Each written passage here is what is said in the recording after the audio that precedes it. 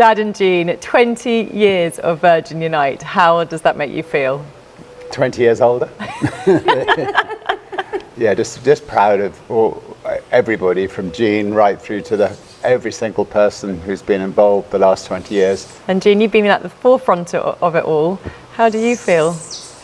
I feel old too. I probably feel humbled and grateful. And I feel so grateful that we've had the extraordinary opportunity to work with people like Anthony Ray Hinton, who was imprisoned on death row for 30 years incorrectly and came out wanting to end the death penalty, or people like Mary Robinson, or the elders, the B team, and I think the Branson family. I mean, none of this would be here without the Branson family. So I think I pinched myself and I think, my God, how did I have this incredible opportunity to do this work?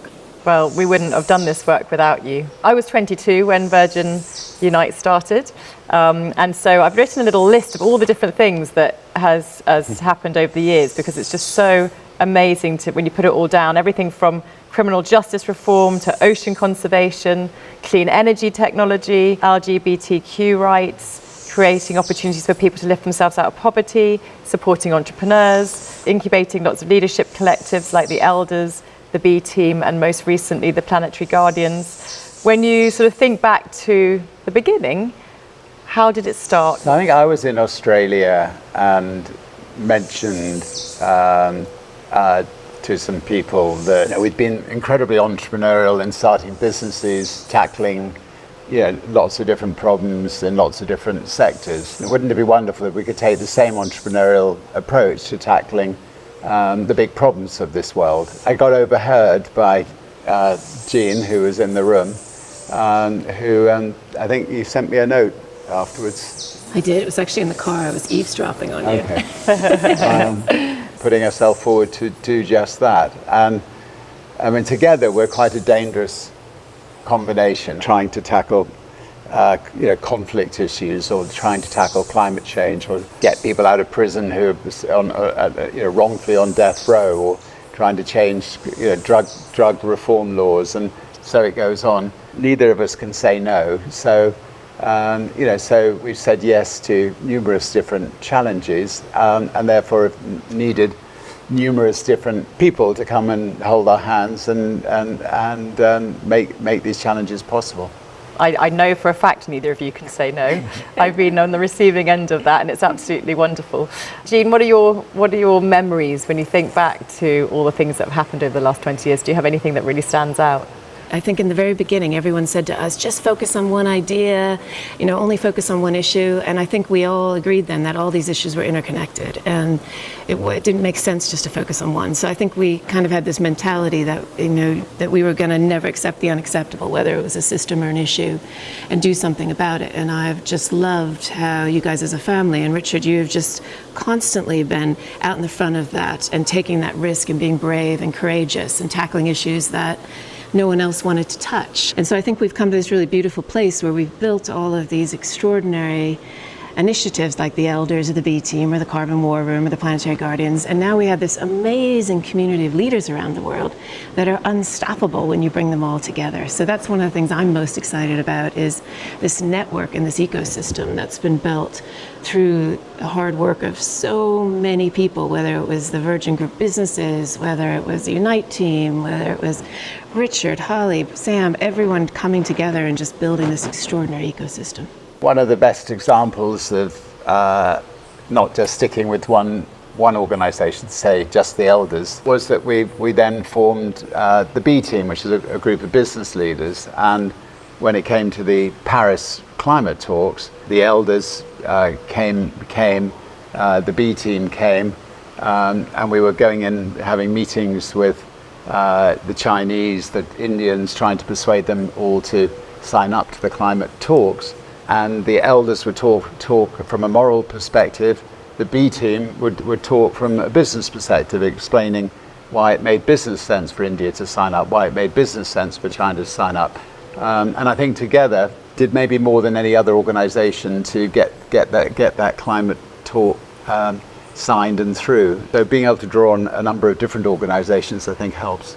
I think Unite, I think Richard does extremely well, is never accepting the unacceptable. And if something is out there that you see that's going to, cause great suffering for people, you will do something about it. And I think that's a really rare trait. Do you have one thing that you are most proud about when it comes to Virgin Unite? Teaching Archbishop Tutu to swim. And failing to teach Archbishop Tutu to swim. And getting very upset with him that he should be able to walk on water. There are many wonderful moments with Unite. Some that have been wonderfully successful and some that have failed. Watching Mandela get out of his car at the very first elders gathering at Ula Saba, and he walked down the path, he met Richard and Peter, and then you just had everyone, all the staff, everyone from all the local villages, almost making like this pathway for them to walk down, and just dancing and singing, and then he sat at the table, and that was the beginning of the elders. So I think there's hundreds of those types of moments. But I also feel proud that the elders, the B team, the Planetary Guardians will be there for hopefully generations to come and evolve and change and work together to make sure that they constantly tackle unacceptable issues, and that will live long after all of us. I'd love, Holly, to hear what you are most passionate or what you're most proud about right now, because you have done so much incredible things since you've come into the center of this brand and at the helm of Unite.